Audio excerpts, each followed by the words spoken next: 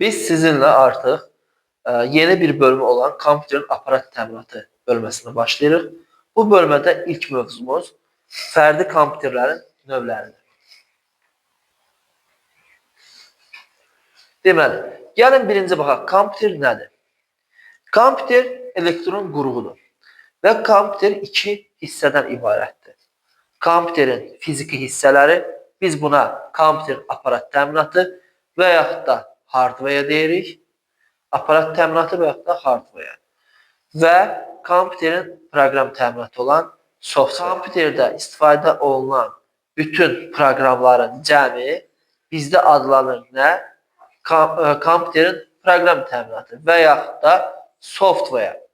Yaxşı. Bizdə kompüter nə iş görür? Kompüter informasiya ilə işləyir. Biz yadınızdadırsa, demişdik ki, hansı informasiya prosesləri var? Neçə informasiya prosesi var idi? 4 informasiya prosesi var idi. Hansılar idi? Emalı, ötürülməsi, saxlanılması, qəbulu. Birinci başda qəbulu gəlirdi. Gəlirdi informasiyanın qəbulu, emalı və saxlanılması, bir də informasiyanın ötürülməsi. Verilənləri qəbul edən, emal edən, saxlayan və nəticələri hasil edən, yəni ötürən qurğu bizdə kompüter adlanır.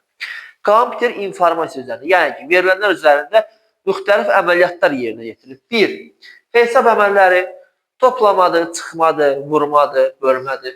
Sonra məntiqi əməllər, məsəl üçün, böyükdür, kiçikdir, bərabərdir, böyükdür, bərabərdir, bərabər deyil və ya deyil və s. kimi məntiqi əməllər yerinə yetirir.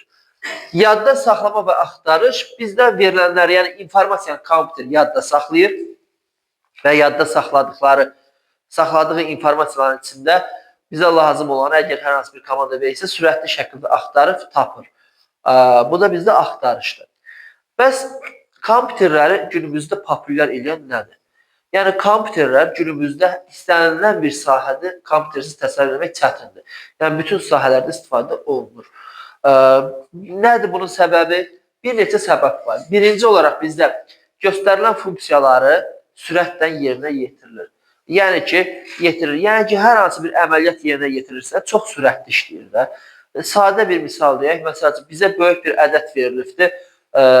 Bu ədədləri, 2 ədəddir, bizi bir-birinə vurmalıyıq, düzdür? Biz bunun qaydasını bilirik.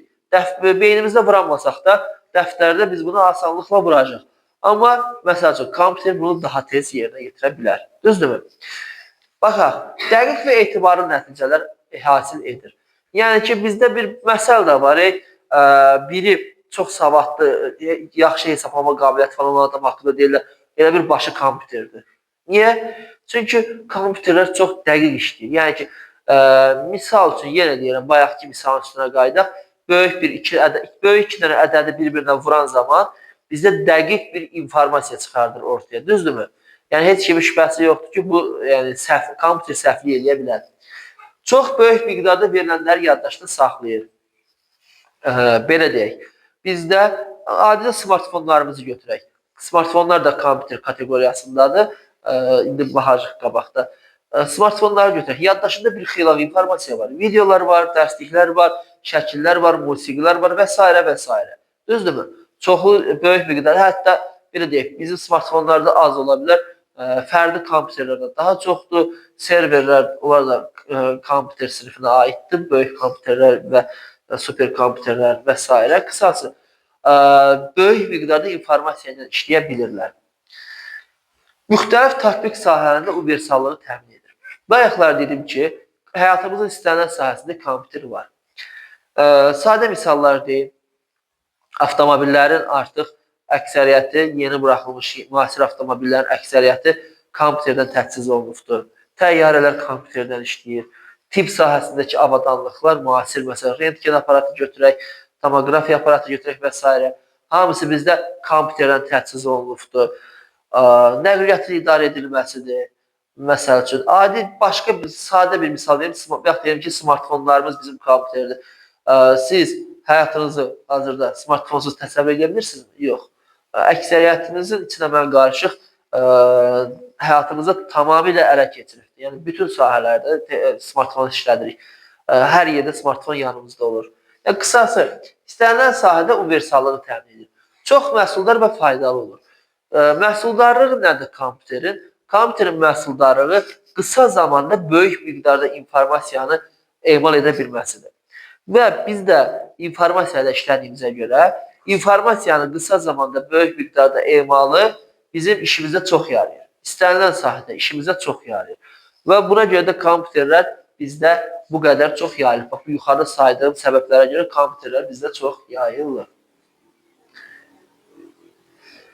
Bu bayaq dediyimdir, kompüter iki hissədən ibarət dedim. Hardware və software. Kompüteri belə demək olar ki, kompüter proqram təminatının köməyi ilə idarə olunan aparat təminatından ibarətdir. Yəni ki, kompüterin aparat təminatı qurğular, hansı ki görürük, monitor, sistem bloku falan, bunlar bizdə proqram olmadan, proqramlarımız olmadan bir işə yaramır. Aydındır? Yalnız proqramların köməyi ilə idarə oluna bilər. Kompüterin növlərinə gəldik. Kompüterin ilk növü bizdə masaüstü kompüterdir. Masaüstü kompüterlər fərdi kompüterlərin bir növüdür və bir neçə əsas hissədən ibarətdir. Yəni, konkret desək, 4 əsas hissədən ibarətdir. Birinci bizdə sistem blokudur. İkinci hissə monitordur. Üçüncü hissə klaviaturadır. Dördüncü hissə bizdə siçandır. 4 əsas hissəsi var. Və bəzən biz deməli, həmin bu stolüstü kompüterə müxtəlif digər qurğularda qoşuruq. Tutaq ki, printer olsun, skaner olsun, mikrofon olsun, səs ucaldan olsun, kamera olsun. İşimizə yarayan deyək də. İşimizə yarayan qurğuları qoşaraq işçi stansiya yaradırıq və yaxud da iş stansiyası, workstation yaradırıq. Aydındır? İş stansiyası deyəndə biz nəyi nəzərdə tutacaq? Fərdi kompüter, hansına ki əlavə qurğular qoşulur. Printer, skaner, kamera, səs ucaldan, mikrofon və s. Aydındır? Yeri gəlmişkən, dedik ki, bu 4 qurğu nədir? Əsas qurğudur. Bayaqlar saydığım əlavə qurğular, yəni printerdir, ümumiyyətlə 4 qurğudan kənarda qalan nə qədər qurğu varsa, bunlar adlanır periferiya qurğuları. Aydındır? Olur nə? Periferiya qurğuları. Yaxşı. Kompüterin digər bir növü, fərdi kompüterlərin digər bir növü bizdə dizüstü kompüterlərdir. Dizüstü kompüterlər və yaxud da notebook və yaxud da İngiliscə desək laptoplardır ki, bizdə hansı hissədən ibarətdir? Deməli, bir dənə bizdə qapağı var. Qapağı həmçinin monitor rolunu oynayır. Klaviaturası var və sistem blok, yəni əsas qurğular klaviaturanın altında yerləşir. Əsas özəlliyi nədir? Əsas özəlliyi fərdi kompüterin digər növü olan masaüstü kompüterlərlə müqayisədə əsas özəlliyi daşına bilir olmasıdır. Yəni, getdiyimiz yerə rahatlıqla çantaya qoyub daşıya bilirik. Bəs fərdi kompüterlərin üstünlüyü nədir? Fərdi kompüterlərin üstünlüyü odur ki, istənilən detalı rahatlıqla əvəzləmək olar. Yəni, müqayisə üçün deyim ki, biz tutaq ki, RAM-ımız zəifdir. 2 dənə kompüter var. Biri stolüstü kompüterdir, biri dizüstü kompüter. Mən öz kompüterimlə müqayisədə deyirəm. Stolüstü kompüterin sistem blokunda bir dənə şurupu açdıq, qapağı çıxartdıq, RAM-ı çıxardıq, yenə təzəsini taxdıq. Bu prosesi notebookda eləmək üçün biz harasa 10-12 şurup açmalıyıq, bolt açmalıyıq.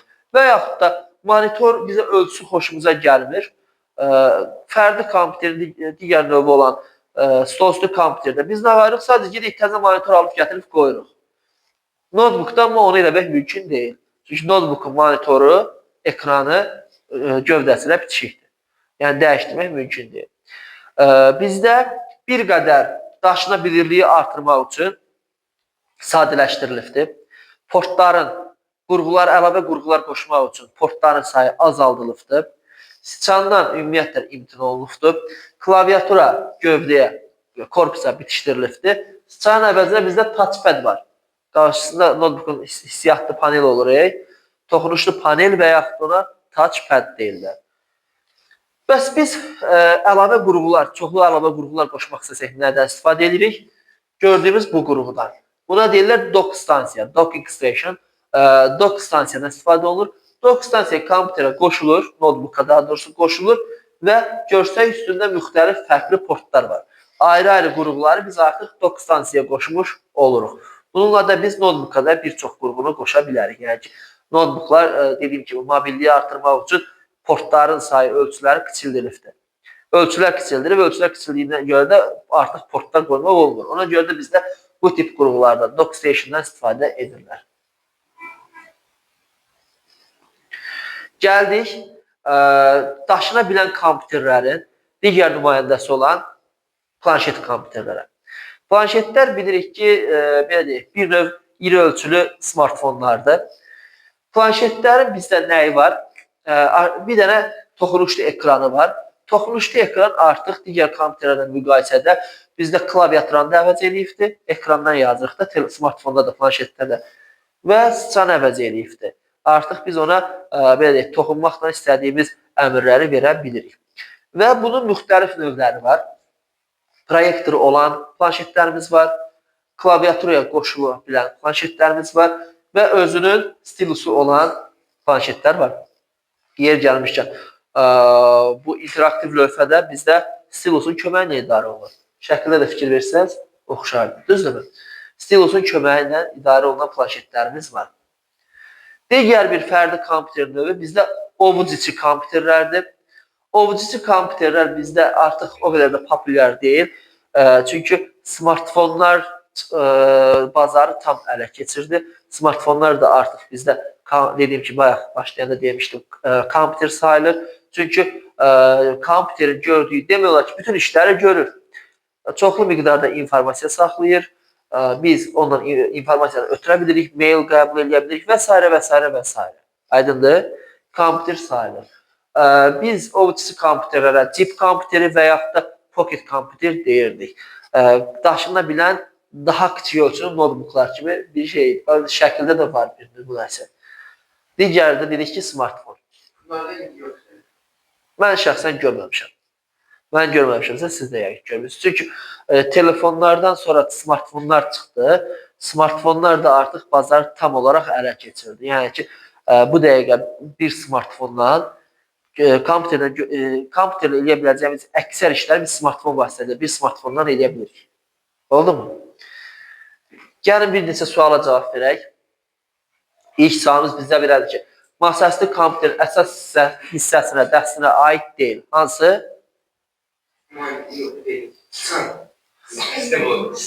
Biz bayaq dedik ki, 4 əsas hissəsi var idi.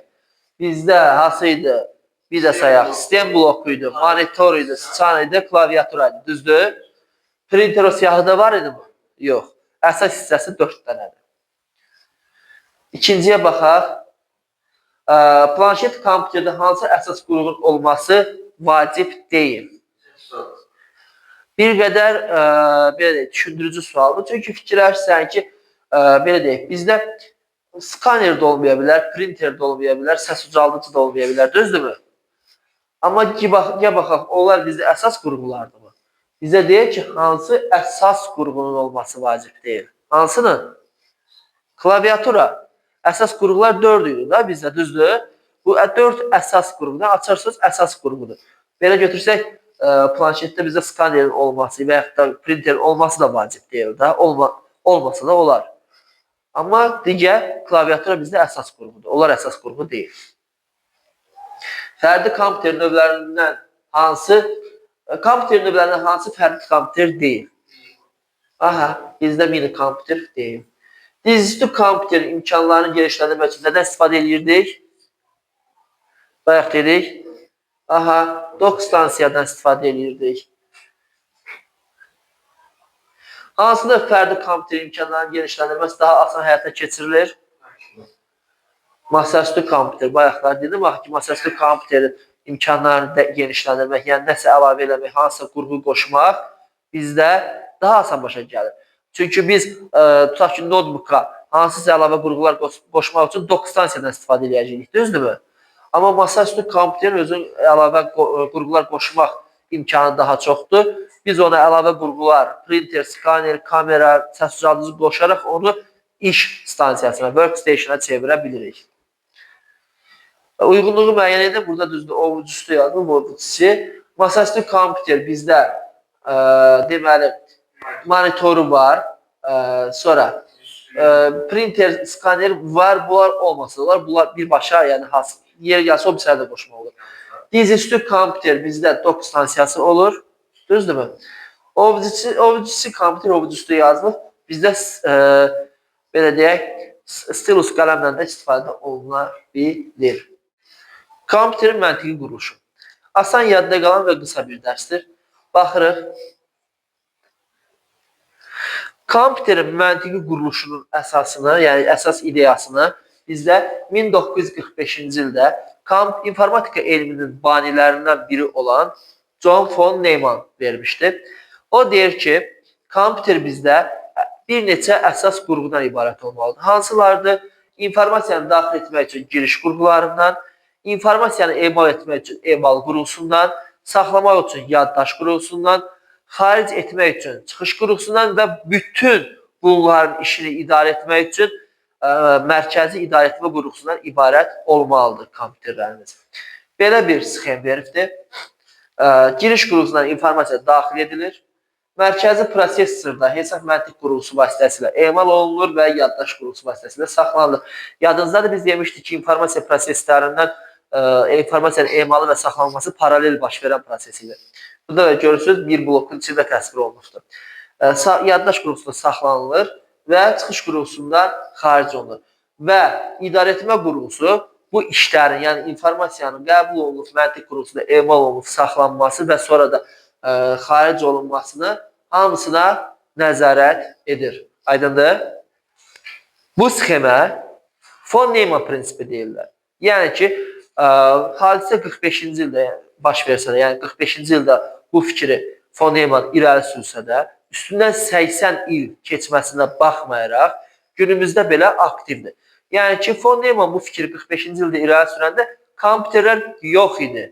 İlk kompüter 1946-cı ildə belə deyək, istifadəyə verilmiş ENIAC sayılır. 45-ci ildə kompüter yox idi, amma kompüter hazırlanması, düzəlməsi, yəni belə deyək, kompüter yaradılması sahəsində qızğın işlər gedirdi və bizdə nəticədə ENIAC birinci nəsil kompüterlər yaradıldı. Hazırda bizim istifadə etdiyimiz kompüterlər 4-cü nəsil kompüterlərdir.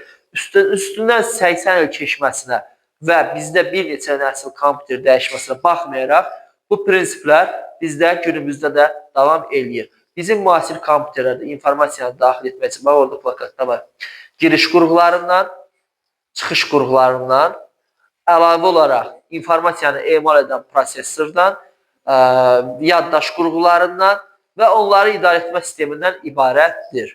Aydındır?